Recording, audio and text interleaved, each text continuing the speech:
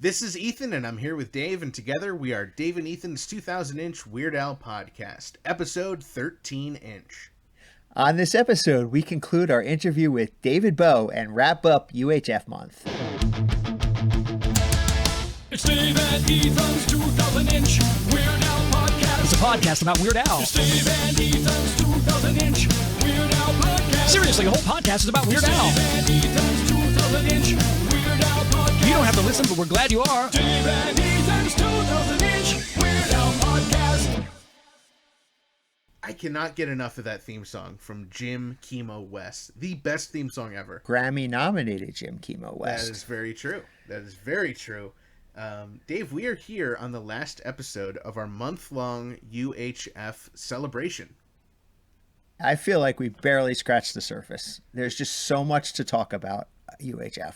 I have a strong feeling that we're not going to wait all the way until July next year to talk about UHF on this podcast. UHF is always relevant to our podcast, so we will be talking about UHF on many future episodes. So you have that to look forward to. And also, you and I have something special to look forward to this week. That's right. We are going to see Weird Al and his band, the Strings Attached Tour, at Red Rocks in Denver. I'm so excited for this concert. Everything about it just sounds so amazing. I've never been to Red Rocks, but the venue looks absolutely beautiful. It's all natural rock formation. And from what people have told me, it sounds amazing, like nothing you've ever heard of before. I'm so thrilled. 71-piece orchestra, conductor Scott O'Neill, which was our episode 5-inch guest, who wrote the orchestration for most of the songs on this tour. There's everything about this show is just so exciting to me. I want it to happen already. I can't believe I wasn't going to go to this. Back in November when they announced the shows, Denver was not on my list. My friend Justin, who lives there, who's another Weird Al fan, he was like, Ethan, you got to come to Red Rocks. You got to come to Red Rocks. And I was like, oh, it's not going to work out.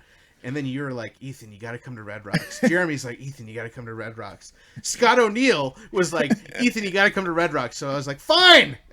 I'm going to Red Rocks. I'm so excited. I don't think you're going to regret this decision. I mean, as soon as he has announced, in fact, I'm surprised you didn't immediately jump on that, because as soon as it's announced, I'm like, well, that's a given. I'm going there. I mean, that's no, even if I only go to one concert all tour, that's the one I'm going to. Well, it will not be the only one either of us go to, Dave. No, of course not. I am very excited about it. It's going to be a lot of fun. Did you know that this is not Al's first time performing at Red Rocks? Really? I was not aware of that. When did he perform at Red Rocks before? So Al and the band actually opened for the Monkees when they performed at Red Rocks. Oh, how cool. So this will be the first time Al headlines at Red Rocks. But I was speaking to Jim the other night, and he said that they had performed there once before, and it was really cool. So I know he and the band are all very excited to get back there and do a full set. Yeah, I mean, it's got to be like a dream for every musician to kind of just be the headline act there. It's amazing. It's just such an iconic venue. Absolutely. Now, something kind of cool came out last week after our podcast was already out there. But there's this website called Fright Rags, and they are selling officially licensed UHF t-shirts. Yeah, it's really cool. They have like 5 different designs, and they're officially licensed, which is totally awesome. So this is, I think, like the first like officially licensed UHF t-shirt that's really out there. Yeah, I mean, aside from stuff that Al has sold in the past, but this is obviously not being sold by Al. This is from this website that typically does horror movie merchandise. So the fact that they are lumping UHF in with horror films is kind of funny to me, but the designs are really cool. Yeah, I like them. I especially like that Clubhouse one, Stanley Spadowski's Clubhouse. That one's really cool looking. Yeah, my favorite one is the UHF, like it's kind of like a newspaper ad. It's a black shirt with the white print. That one's my favorite, but I do love all of them. They actually came in the mail already, which is so exciting. Yeah, I'm thinking about maybe wearing one to Red Rocks. Hey, that's a great idea. Maybe we can coordinate. Or maybe we won't. Maybe we can coordinate so we don't wear the same shirt. That is a good idea. All right, so that is frightrags.com, FRIGHT-RAGS.com. I don't know how many they have, but if you want a UHF shirt, I would go there and order one right away. Yeah, I did see some of the. I checked back. I ordered them exactly at 10 a.m. when they went live. But I checked back later in the day, and they were starting to run out of certain sizes of the shirts. So there's a good chance that they're selling out of your size, but maybe they'll be back in stock. I assume they will be if they're that big of a seller. That's right. Well, I think it's time that we listen to the rest of our interview with the great David Bowe. I haven't mentioned Victoria Jackson, of course, who I had a great time working with, and couldn't have been more nuts, but so down to earth, and would just listen to you and talk to you, and just so earnest and out of her mind. But I loved her, and she was great. And she was nice enough to invite me to whenever I was in New York City, I'd ring her up, and she would get me tickets for Saturday Night Live, and I'd go to the after parties and hang out with Phil Hartman and Neil Young and all this, like, just thanks to doing UHF, I got to go hang out with a bunch of cool Saturday Night Live people. I probably went to like 5 or 6 shows. That's so cool. But the after parties were just classic, just loud and dark and people drinking and having fun. And then I went later on. A friend of mine, Adam Sandler, invited me. Another friend of mine is the drummer for Jane's Addiction, Stephen Perkins, and so I got to see Jane's play music, and it was Chris Farley had come back to host, and unfortunately he passed away less than a month later after hosting. But Adam got me tickets, and I went to the after party, and it was the different kind of a vibe. It was really bright. No one was drinking. Everybody was very soft spoken and polite, and it seemed like, all of a sudden I was in One Flew Over the Cuckoo's Nest or something, because I was already drunk before I got to Saturday Night Live. I smoked a joint in the limo on the way to the party with the ladies' man. And no, I'm kidding as far as you guys know. But, I ended up telling a joke, and I stood up to kind of accent the joke, and these big, heavy wooden chairs and marble floors, hit the marble. The entire party stopped and gasped and looked at me, and Adam comes over and he goes, "Hey, Dave, can you kind of keep it down a little bit? Okay." It's like, "Sorry, Adam." And then his best friend and one of my good friends, Jack Araputo, who had become the head, or he was running Happy Madison Productions, said, "Bo, what did you do in New York City, man? What did you do? Everybody's talking about it. You're never going to be in any of Sandler's movies." And truth be told, I never did one of Sandler's movies, but he's a friend of mine. Adam couldn't be nicer. I do have a good friendship with Adam, but I finally did an episode of The Goldbergs this season, which is a Happy Madison production. So there. So I did work for them. Finally, you got over the chair incident. Yeah. Anyway, I don't know how I got to that story and why I keep talking about all my faux pas, but I want to know from the actual movie, did you save any of the props from the movie? I didn't. I wanted the Cubs hat. They had to keep it in case there were reshoots or something, and I never saw it again. But I do have, I think, some of the weird ties that I wore. I think I still have them. I definitely have my script, original UHF script, and I still have something that said Stanley Spadowski on it or something. I'm pretty sure. And I don't know. I have no idea where that is, but I got to keep a bunch of cool photos that were shot on the set. I don't know how I got a hold of them, but I have a collection of 20, on-set photos of the making of UHF, kind of a thing that I ended up with me. Cool. So don't tell the studio. I don't think they're around to care. Yeah. Well, here's the deal. I mean, like I said, the people that were younger who saw it when they were kids loved that movie. They're the people that are now in their 30s and 40s who are running Hollywood. They're the ones that need to make the UHF sequel. They're the ones, it's like I've been waiting for that moment when I walk in the room and they're like, Bravo, or maybe it's not like that, but someone who was a big fan of the movie back in the day, and finally, my ship finally comes in. No, I keep making jokes about my career has been so amazing. I'm one of the lucky ones. I had to deliver pizza since I did Back to the Beach. I've never had another. I've never waited tables. I never did anything but act, and been very fortunate and darn talented too. And that's very and humble. I agree. Yes. I agree 100%.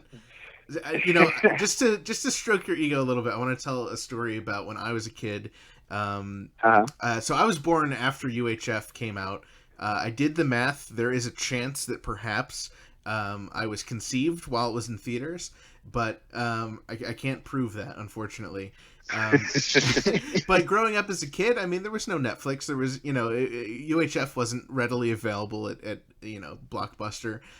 So right. I remember having to track it down on eBay, and I remember, getting the VHS, and every time I would look for it, your name would be misspelled with an I before the E, so David Bowie. Right. And yep. I had no idea who that was, and I got very upset as a kid. I'm like, why are they spelling David's name wrong?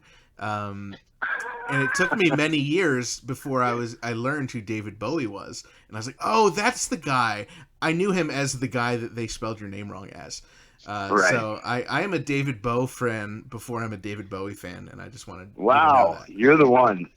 You're the one. Awesome. No, David Bowie, I love his music, and ever since the first grade, people have said David Bowie to me, because that's when Space Oddity came out. But I've got to hand it to him. I've gotten some definitely hard to get reservations at some restaurants with a little, this is David Bowie, I'll be coming in now. And I get there and they're like, what? And I show them my ID. Yeah, David Bowie, that's me. Let's go. Where's the table? No, I am a bisexual rock star married to a beautiful black woman as well. Right. But I only made like half the money that he made.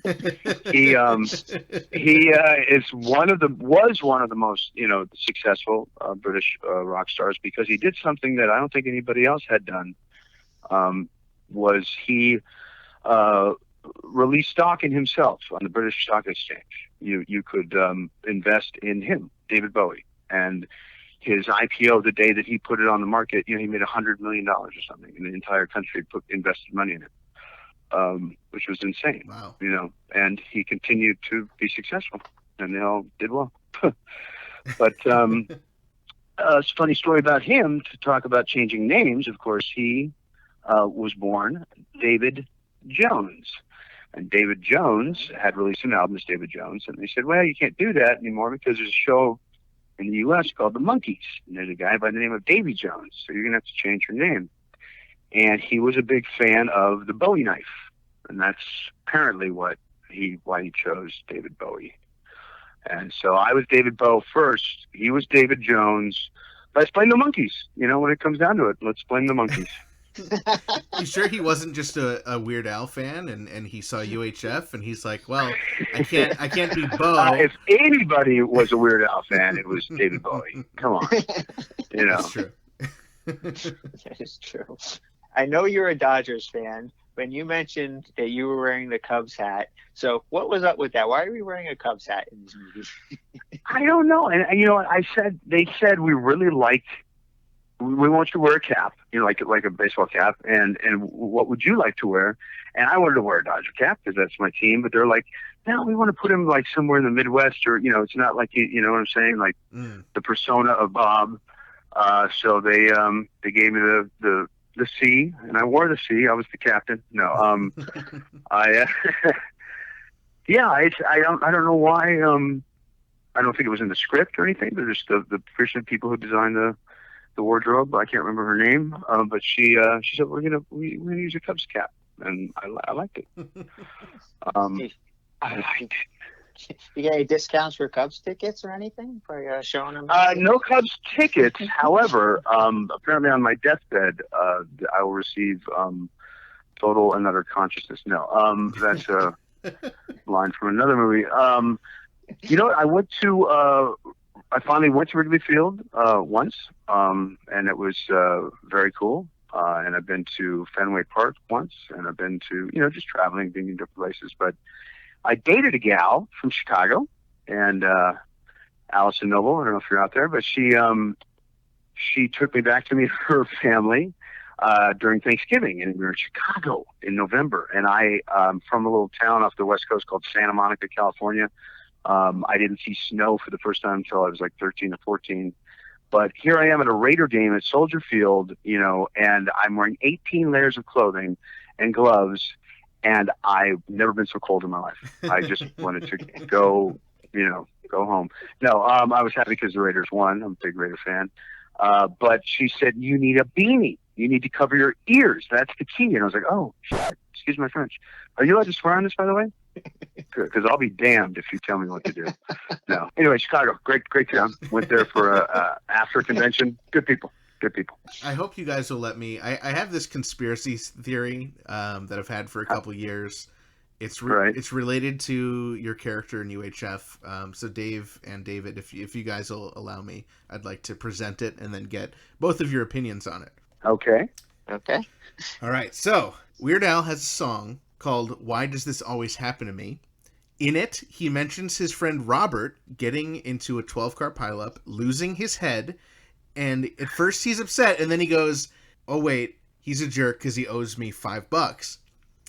But in UHF, David, you play Bob, which is of course short for Robert, and Al asks you to bash him in his head with a crowbar, and you say, I couldn't do that. You still owe me $5. Now, is this a coincidence or is this a reference? Well, if you look at the timeline, or when that song came out, or when you wrote that song, I think it would have to be a reference to he wrote the script with Jay, UHF, and I want you to bash me in the head with a crowbar. Yeah, but now I'm not familiar with the song. I do. I dig his music, and I actually want to give him kudos for finally having a #1 album, I believe, last year or 2 years ago, and winning the Grammy. He had an amazing year. I think it was last year. Yeah. His album, I guess, had all sorts of cool, iconic. I mean, I saw a few of them, videos with people that just were dying to be in anything that he did, and you guys are obviously huge fans, so I'm just preaching to the choir. Of course. Yeah. Now, 10 years ago, you did a fan convention for Weird Al called Alfest. I remember. Well, yes. With my friend Vicky, and I was there too as well. I have a couple questions on that. Do you do fan conventions often, or is that just? You know what? I should because why not? People would if they want to meet me, I would love to meet them. And one of them that I was thinking of doing was a Star Trek convention, based on my work on Deep Space Nine and Alien Nation and what have you. But a lot of cult things. The Back to the Beach, movie, as bad as it was, there are people that love that movie as well. Heavyweights is another movie that people loved. My friend Steve Brill, who created the Mighty Ducks, wrote this movie with a young writer by the name of Judd Apatow. His first movie called Heavyweights, and it was Ben Stiller starred in it, and about the kids who go to fat camp. And I was the counselor for the rich skinny kids across the lake. So yeah, and people, it's just so funny how I guess it's like a family will get a movie, and it'll just be in the house, and you'll end up watching it 300 times. And Yep. and a lot of people that was Heavyweights, and for many people it was UHF. People just wore it out, wore that VHS tape out. Yep. And you had mentioned at Alfest that you and your son would watch UHF all the time as well. He was. I guess he was. He'll be 21, so he was 10 then. My oldest son. Right. I mean, they couldn't believe that I was, Bob the Clown and hanging out with Weird Al and all that stuff. And so it was kind of neat. I did a movie with Will Ferrell called Kicking and Screaming, Yep. which was a soccer movie, comedy.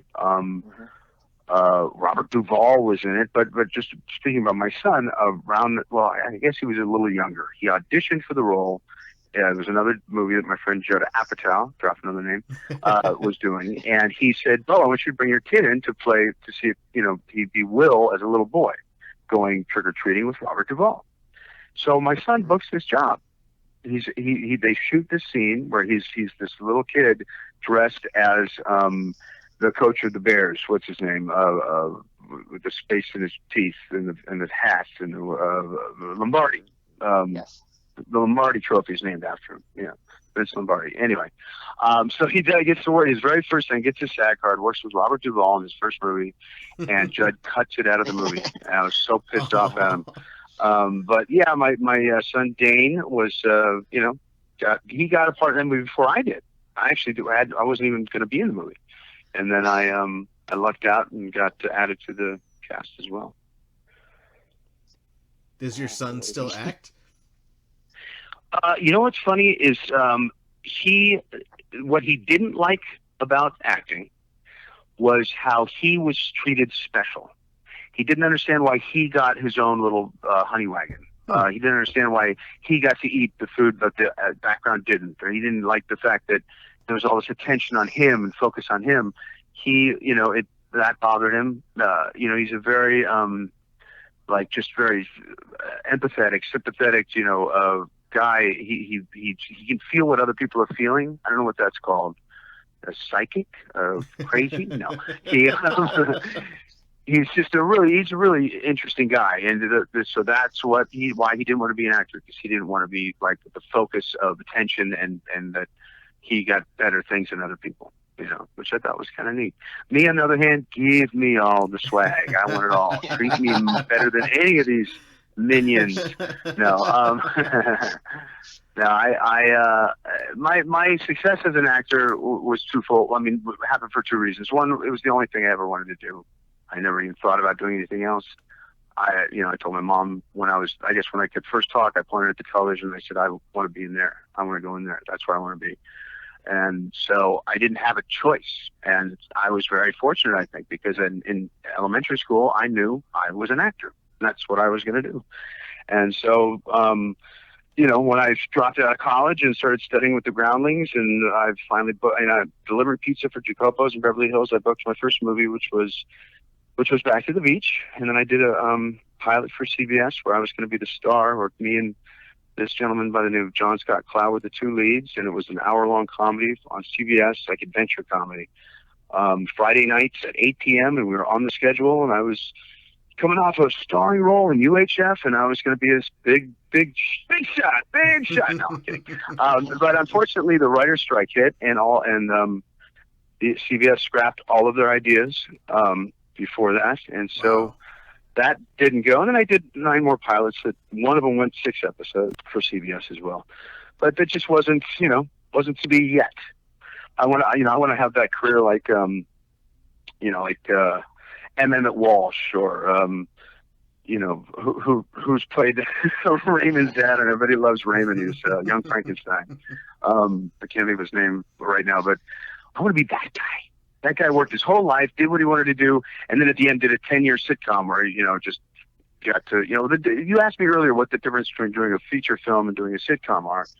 One of the big differences on a sitcom, you're going to go to work on Monday at 11 and go home at noon. You're going to go to work on Tuesday at 10:30 and go home at 3. Then on Thursday, you go in and you're going to, talk to some wardrobe people, walk through a couple of scenes, go home at like 5 or 6. Then, it's the easiest job in the world. And then you film you do a pass during the day, and then you film in front of a live audience, and then you go home. It's like the easiest thing in the world. When you're doing a feature film, you could work from 5 a.m. till 4 a.m. the next day, and you can be, in the middle of whatever it is you're doing. It could be, grueling.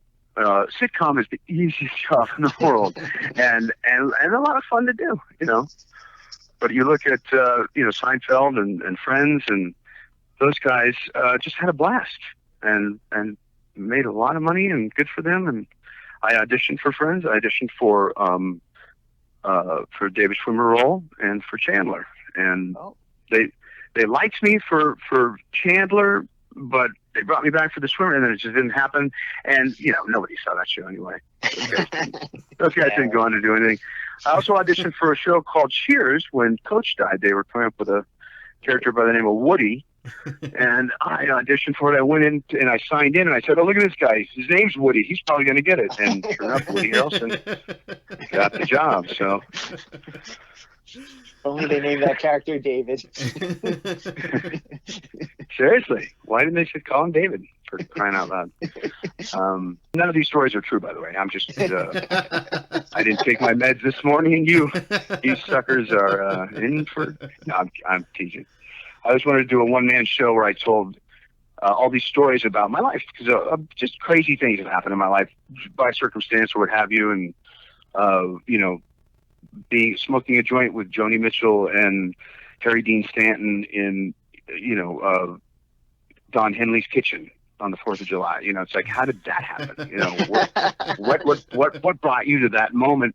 But I was going to call it 50 stories, one of which isn't true. And so they're all so crazy, but I'll throw in one that actually isn't true, and you have to guess which one that is. So I hope you come to my one-man show. I will. Certainly will. Yes. So we've talked about UHF. We've talked about, a lot of the roles you've had over the years. And I want to talk about really the most iconic, most important role. And that is the role of Miner in The Weird Al Show.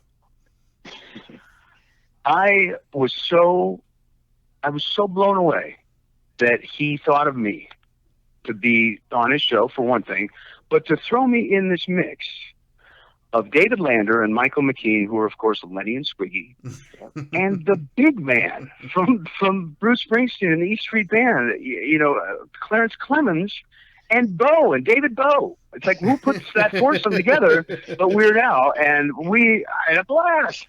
Are you kidding me? That's so great. So much fun to be on his show and be, working with Lenny and Squiggy and Dad Michael McKean is, doing some great acting right now.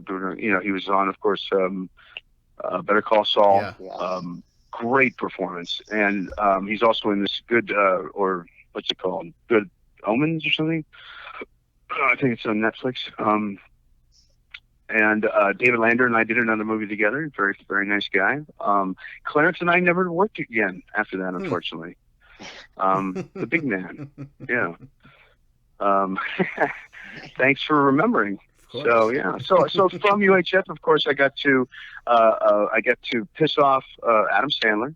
Thanks to Victoria Jackson, I got to kiss Fran Drescher, and I got to hang with Lenny and Squiggy and the big man in Weird Al's cave. Yeah, so some good things came out of that show. And this interview. I would never be doing. I swear to God, dude, if I never did UHF, we wouldn't even be talking right now. No way. Bro.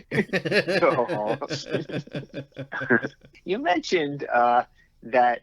And I'm going to go back to a couple years ago. Vicky and I from Alfest started a fund to get Weird Al a star on the Hollywood Walk of Fame. And you mentioned, and I was very surprised to see you there, but happy to see you there, that you were there at the ceremony. Can you tell us a little bit about what was going on that day? That day was pandemonium. I couldn't believe how many people were there. It was.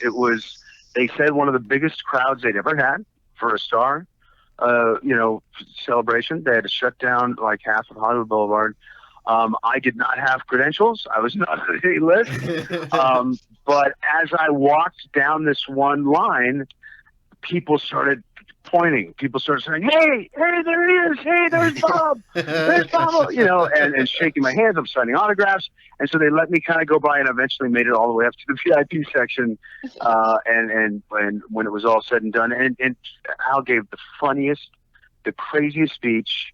I'll never, just basically, doing it only the way he can, just belittling everyone and talking about how silly this all is, and you're all, you should all go back to work. Leave me alone.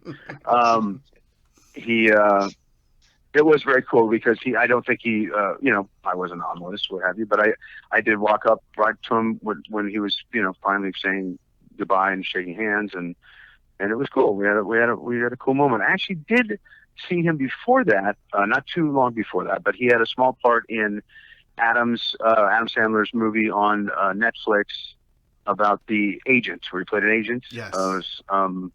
And Al's in that, and my friend Steve Brill, who had directed Heavyweights, and like I had mentioned before, called me up and said, "Oh, this is the last day that Al's going to be on the set. You should come by." And I did. I went and I hung out with. I didn't really hang out with him, but I got a chance to, just rap with him for 5 or 10 minutes, and also when he did his Weird Al. What was it? It was around the same time as the thing that you were talking about, the Weird Al convention at the Orange County Fair. It was the Weird Al exhibit or something. There was some that I went to the grand opening of, where I forget maybe Al's Brain, or it was Al's Brain. That's what it was. Yeah, my brain was too big; it wouldn't fit in there. But every time I see the guy, it's like we were just, back in Tulsa having fun. Couldn't be nicer. Couldn't be, And it's funny. It's like going to summer camp, and you have the best time, the time of your life, when you do these movies. A lot of times it's you're away from home, and you're with the same people for a long period of time, and you all become very close. And you think, we're definitely going to do this again. And of course we're going to do this again. And here we are 30 years later. And although I have, thank goodness, knock on wood, been able to work with Al since then, I just wish it was something, a little bit more substantial or related to UHF. Of course. Of course. So there you have it. I think you've said it all, David. You guys are crazy if you think I'm letting you go. I haven't even gotten to my voiceovers. Are you kidding me? No. We want to ask one more question about UHF. Sure. Absolutely. And in the commentary of the movie, Al mentions that your character Bob has a last name, and I want to know if you remember what that last name is. I believe my last name was Jesse Owens. No, I have no idea what my last name was, to be honest with you. I can't even remember why it would have been in the script or what it would have been referenced to. Yeah, I was going to ask you about it, because he says the last name is Steckler. Okay, that does sound familiar. Okay.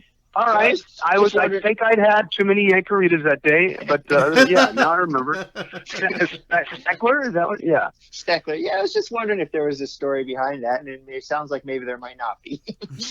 Yeah, you know what? If there was, I certainly don't remember it, but I'll make something up. No, it was a buddy of his from school, and Steckler was the guy that everybody liked. No, I have no idea. But it does sound like a guy that you went to school with. Remember old Speckler? Yeah. Oh, Bobo. Bobo. He'll say anything for a dog treat. Well, I hope I've covered what I can, and I do want to restate that UHF the musical on Broadway is my idea. Nobody can have that. Nobody can take that away from me. It's a fabulous idea. I think original music by Weird Al. Yes. And Lin-Manuel, let's just go for it. Come on. I think that would be a trip. But it is one of those things where, is it enough? I mean, Weird Al, just the Weird Al on Broadway, to me, that would be a huge smash, no matter what he did, because he's just such a draw. Right. And he has such a fan base, and he's so talented. But to actually focus in on the story of UHF and bring it to a musical, I think is, could be a good idea. I just don't know if it's iconic enough for people other than us, highly, highly intelligent people to recognize the sheer genius. But anyway, I'm working on a couple of things. As soon as I get a car, I'll be able to drive over to the studio. Give us my ideas. Hey, do you guys have a place I could crash tonight? Do you guys Totally. like a back? You have a back room or Sure. pool? Pond be good for you. Hey, this has been a blast. I'm so glad that you guys invited me in to talk and speak with you about a great fun experience I had 30 years ago making a movie with good people, and here we are talking about it 30 years later. It's a good thing. It's incredible to have you on, David, and you know, we wouldn't have the UHF that we know and love without you. So thank you so much for your amazing performance and and everything else that you do. You are so welcome. I know I mentioned Emo Phillips before, but watching them film that scene, I couldn't take my eyes, couldn't stop laughing. He's so funny, so good. The two of them together is just such a moment, you know. For me, anyway, I thought that was a highlight. I guess what I'm trying to say is watch David Bowe on Shameless and 10:15 on Hulu, and go to IHOP. No, I'm no longer the voice for IHOP. We will not go to IHOP. Hey, you know, go ahead and do whatever you want to do. It's okay. Waffle House, you know, whatever you like. Denny's, hit it and quit it. All right, guys. Hopefully, I will see you at the screening for UHF 2. We'll be there. Yeah, we're looking forward to it. We want to be on the red carpet with you. Awesome. Thanks again. Thanks, David. All right. Thank you, David. Thank you to David Bowe for being our guest. So much fun having him on for 2 weeks in a row for that great interview. And now I'm very excited to welcome to the program UHJeff. How's it going, UHJeff? Oh, hi. How are you? Great. Hey, Jeff. How you doing? Excellent. Thanks for calling. Well, we wanted to have you on for UHF month because you are UHJeff. Thank you. I am. Thanks for remembering. So I have a few questions. I was wondering, you know how David Bowe, of course, plays the iconic Bobo the Clown? Well, Yeah. I've never been clear on how you spell Bobo because I've seen it referenced several different ways. So I need your help, and I need Ethan's help to figure out how do you spell Bobo? I think before you give us the options, let's say how we think they're supposed to be spelled. It's supposed to be spelled. I have a theory. I have a thought on this. All right, you go first, Jeff. I always imagined it was B-O-B-O. Okay. Or That's a fair guess. I always thought it was B-O-B-B-O. interesting. Yeah, see, now I wasn't sure because I never really thought about writing it down, so I don't know. So I always thought it was like B-O-B-B-O or B-O-B-O. See, I never really figured it out. So I don't really have I'm not really settled on what I think it should be spelled like yet. Okay. So Have we checked any of the official documents? I don't know if it was Well, written down anywhere. Well, we we did. have because I've checked at least several documents because the first thing I said is I got to know how was it written, and Ethan suggests to me that I look at how it's subtitled on the UHF DVD. Oh, smart. Good call. So I went to the UHF DVD, popped it in, jumped ahead to the scene with Bobo the Clown, and it's spelled B-O-B-B-O, Oh, which took me by surprise Yeah. because I was like, oh, okay. But then talking to David Bowe, he spells it B-O-B-O, where the O is capitalized. So I was like, okay, well, David Bowe might have a little more authority over the whoever wrote the subtitles for the UHF DVD. sure. So I need an official thing on this. So I thought, well, you know what I have? I actually have a copy of the second draft of UHF from April 13th, 1988. Now it's a draft copy, and This it's got is very exciting. it's got a lot of characters in it that never made the movie, a lot of scenes that never made the movie, but it does have the scene with Bobo the Clown in it. So I checked to see how it was spelled there, and it's actually spelled B-O-B-O. So it looks like Bobo. No rather than Bobo. hyphen, no second hyphen. B. Okay. Now, I was like, okay, so that's a second option. Now I have Bobo B-O-B-B-O and Bobo B-O-B-O. But now remember, these aren't, I don't know if those two count as official sources or not, because one is the DVD subtitles, and I don't know if Al proofread that, every word for word and Right. signed Generally, off on that it. goes to like a company that sort of just does that Right. after the fact. The second option was this draft script, the second draft of UHF, which, he could have changed the character's name. He could have just been, oh, it's going to be Bobo, and he just wrote down, whatever, and figured he'll fix it later. So Right. I don't know. It's a draft, so I don't think that one should count. So I said, all right, I have to go to a more official source. So I have a couple of UHF items which are really cool, and one of them is a Close Personal Friends of Al newsletter that came out around the time of UHF. Is introduced Oh, yeah. UHF. It was And- the final Close Personal Friends of Our newsletter, in fact. Really? Oh, was it? Interesting. I didn't know that. Wow. Well, this final edition of Close Personal Friends of Al newsletter has a picture in it with Al, or George Newman, and Bobo the Clown, and it's captioned Bobo, B-O-B-O, with a capital O. Okay. So I said, aha, that's a little more official. But again, I don't know that if you might have more insight on this, but I don't know if Al actually sat down and typed that out, or if he dictated that to somebody and that's how they put it in there, or what. So I don't know. Still was a little skeptical on that one. And now this is now the third spelling of Bobo I've seen. So I said, I have to go for a tiebreaker. And I have this press kit when UHF was released on VHS. I said, well, it's a press kit. That should have some name in it. I flipped through it, and not only is Bobo not mentioned in the press kit, but David Bowe isn't even mentioned in the press kit. Oh, boy. So I said, all right, well, that doesn't help me at all. So I said, there are two more things that I have that one of them, and you might be familiar with this, it's a little booklet that's called the UHF Guide. Oh, yeah. Right? It's I don't know, like 7 or 8 pages long.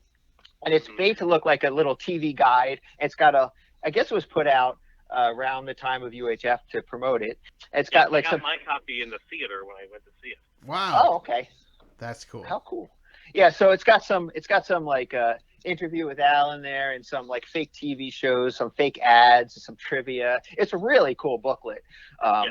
So I was looking through there to see if Bobo the Clown is mentioned in there, and of course he is. He's on there's a UHF TV quiz, and one of the questions asks, Bobo the Clown is the TV spokesman for, and then it gives several options, and of course, Yappy's Dog Treats is the answer.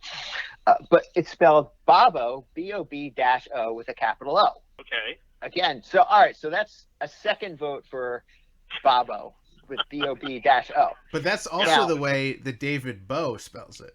Right. So now I was like, but is this something that I guess that's something Al would have proofread and signed off on. So I said, I don't know if that's still official enough. So I actually went and I found my copy of the UHF press kit, the theatrical press kit. Okay. And I was flipping through that, and I was looking through the production information, and I found where they're talking about the different cast members, and they're talking about David Bowe, who plays George Newman's roommate and best friend, as well as the hapless Bobo the Clown, and it's spelled B-O-B-O with a capital O. So to me, that tells me that that's now the third thing I've seen that says Bob-O. Yeah. You seem to think it's Bob-O. David Bowe seems to think it's Bob-O. So David Bowe, in fact, says so. so can we convince Ethan that it's spelled B-O-B-O? Yes, I think we can. I think I am convinced. I don't think you need to convince me. That was easy. So Dave, I know you don't want to count the second draft as proof, but to argue Bob-O, it was spelled B-O-B-O in the second draft, which I think is closer to Bob-O than Bob-B-O. Yes, Bobby-O. Bobby-O. All right, so I think we've settled that it should be spelled Bobo, B-O-B-O, and the B in Bob is capitalized and the O in Bobo is capitalized. So this brings up a new quandary. IMDb and Wikipedia both have B-O-B-B-O. So who is going to fix that? Oh man. I hope our listeners will. What are they doing? I don't know. Can we trust IMDb and Wikipedia? Well, we need to make them right. We need to fix them. I'll see what I can do. We'll make it a mission of Dave and Ethan's 2000-inch Weird Al podcast to get Wikipedia fixed. From now on, everything in Wikipedia must be 100% accurate. Agreed. It's got the Dave and Ethan guarantee. All right. So I did, while I was flipping through my little UHF guide, I did notice that in addition to the spelling of Bobo's name, they also had a couple other characters which I had previously thought were unnamed, and they had names for those characters. So Okay. I think there's absolutely no chance that you and Ethan are going to get these names correct. But Ethan, Challenge. Okay. but I think that I want to try to ask and see if you can even recognize who these characters are and what their potential names could be. Okay. So the first one is in the Wheel of Fish segment. So there's this woman standing next to Cooney, who is not the contestant, but she is holding the fish as like a assistant to Cooney. All right. Yes. Now this woman is named in this booklet. Yes. Do you have any idea what this woman's name would be? I do. You do? Okay, I let's do. hear it. Okay, I have no idea, so I defer to UHJeff. Her name is Vanna Whitefish. Wow, I cannot believe you knew that. I knew he would know it. How do you know that? Well, I wrote. Besides you being One time I wrote 4,620 Weird Al trivia questions. And that may have been 80 of them. He's gonna know all these, Dave. He is. No. All right, so these next two characters I admit are a little harder than Vanna Whitefish. All right, Okay. we'll go to me first since you're the obvious pro here. We'll see if I can answer it, and if I can't, then we'll go to you. Yes, I'm excited. Go ahead. So let's just like cut the chase, cut out the middleman, and go right to the job. All right, so Give me a chance. all right. So there's an advertisement in this booklet for celebrity mud wrestling. And of course, in the movie, that's Gorbachev is one of the celebrities that's wrestling. He's wrestling against two women, okay? Those two women are named in this booklet. Ooh. So Ethan, Good luck, I- Ethan. I will give you the first shot to name. You just have to name one of them. You don't even have to name Oh, just both one of them. Okay. Yeah. And they're celebrities? No, a fair question, but no, they're not celebrities. Okay. No, not that I'm aware of. All right. I'm just gonna guess Denise. And you would be wrong. Oh. Oh.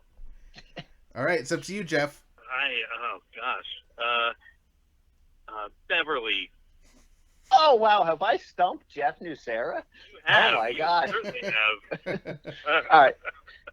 So this ad says, Gutsy Gorby pits his perestroika against Lethal Lula and Nuclear Nancy. Oh, wow. That's So cool. I don't know which one is which, but one of them is Lethal Lulu and the other one is Nuclear Nancy. Well, Nuclear Oh, Nancy what is a- definitely the brunette.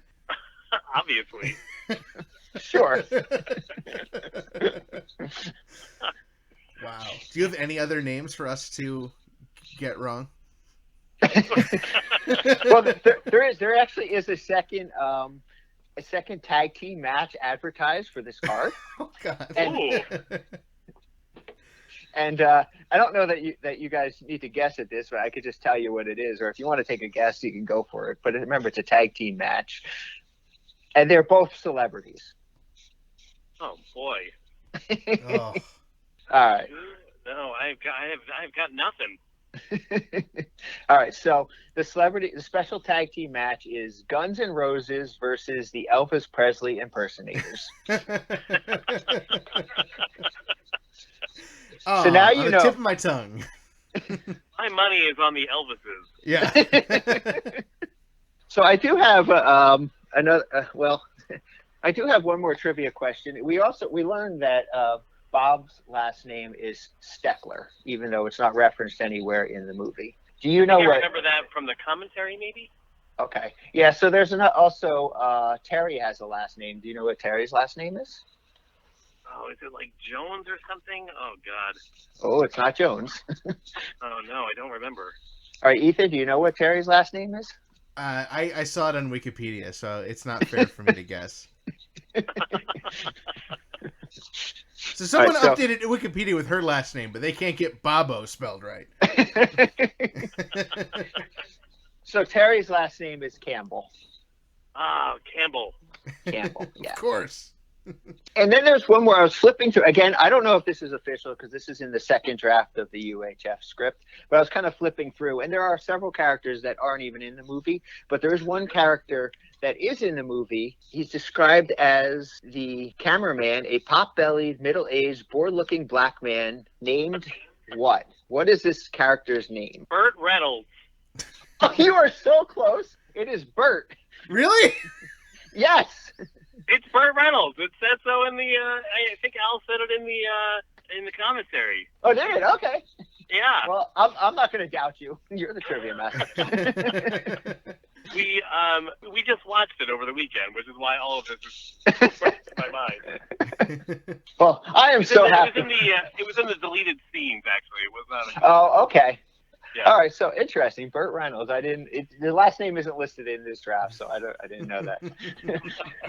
I guess I need to listen to the UHF DVD commentary again to pick up on all these amazing trivia and see what else I can try to stump the trivia master UHJeff with next time. I'm thrilled. I am the lethal Lulu of Weird Al trivia. Well, I don't know how to top that. Except to say that we did stump you with Lethal Lulu and Nuclear Nancy. So Nuclear Nancy will be burned into my memory.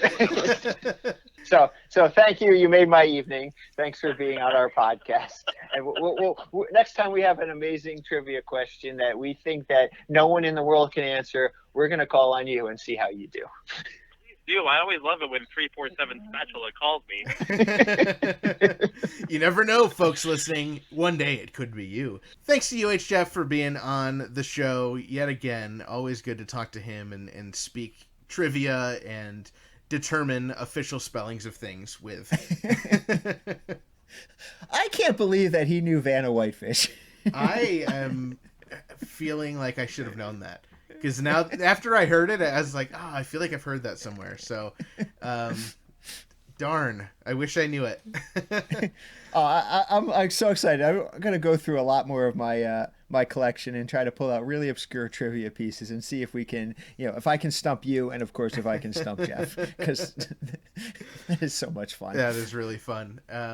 What a great month of UHF. I hope the audience enjoyed it. We get to speak to some really amazing people, and I really thank everyone for being on this month.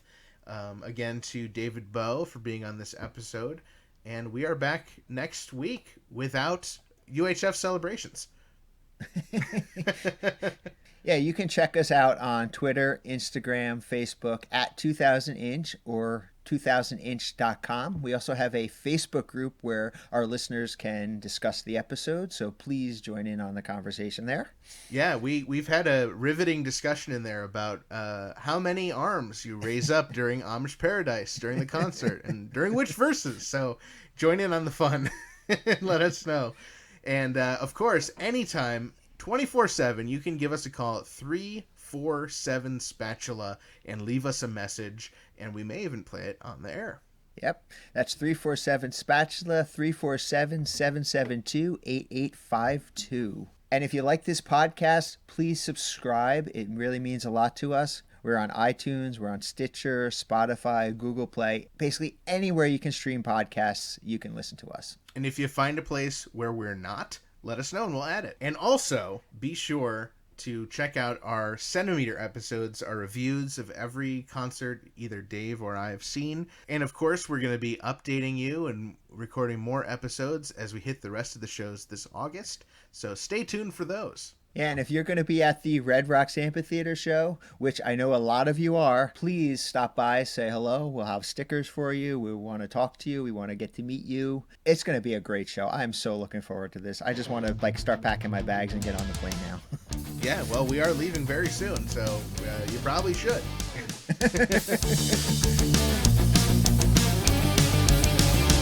That was Dave and Ethan's 2000-inch Weird Al podcast, episode 13-inch.